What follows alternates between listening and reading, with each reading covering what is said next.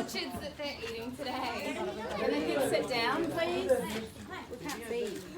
Can the kids sit down? Do you guys want to move just out the way of the window there so people behind you can see as well?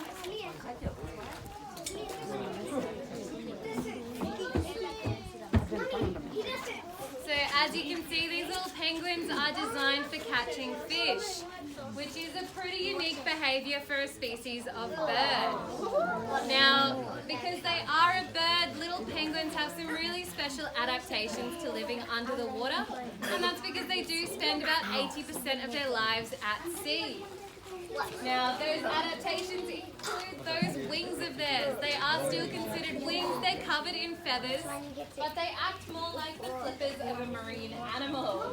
You can see on Bruce there how he's using them to push himself through the water, whereas most birds would be using that similar movement to push themselves through the sky.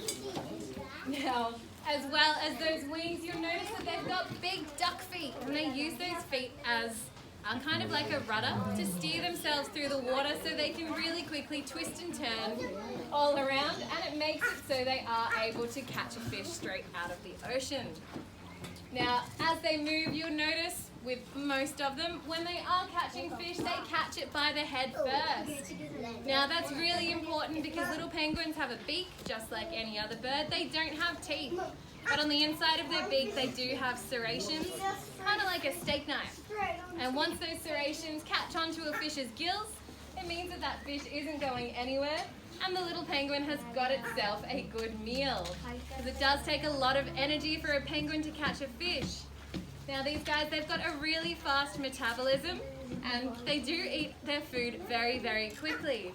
And that's because that's what they're adapted to do. If you can imagine a group of about 20 penguins out at sea, all swimming around together, they're only going to come across a school of fish on a very rare occasion. So when they do come across that school of fish, their bodies are designed so they can hunt as much as they can, fit it all inside, and then continue to float along the surface of the water until that next school of fish comes along. Now, because of that, here at the park we do feed the penguins 3 to 4 times every single day. This time of year, however, we have a lot of our penguins who are through that door sitting on nests, putting some very important work into raising chicks. Now, because they are raising chicks, they get fed behind the scenes so they don't have to walk as far.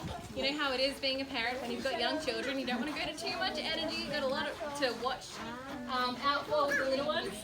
But with little penguins, they do chick rearing very, very quickly. So in the pool at the moment, if you can see any of our penguins with the double coloured wing bands, except for the blue in the blue and Bruce in the green, they were all the ones that hatched in September. So we had 5 successful chicks. Now, little penguin chicks, by the time they're about 5 weeks old, they usually weigh about 1.2 kilos. So that's generally bigger than most of our adults. But they are covered in that chick fluff down, so they look like a big fluffy bowl of penguin with a whole lot of attitude because they're always hungry. So mum and dad have to work and eat nearly 80 to 100% of their body weight to keep those chicks nice and fat and healthy until they're considered fully fledged at about 8 weeks of age. Now when they hit 8 weeks, that's when they start getting out into the water and catching their own food. So that's just 2 months that a penguin goes from being in an egg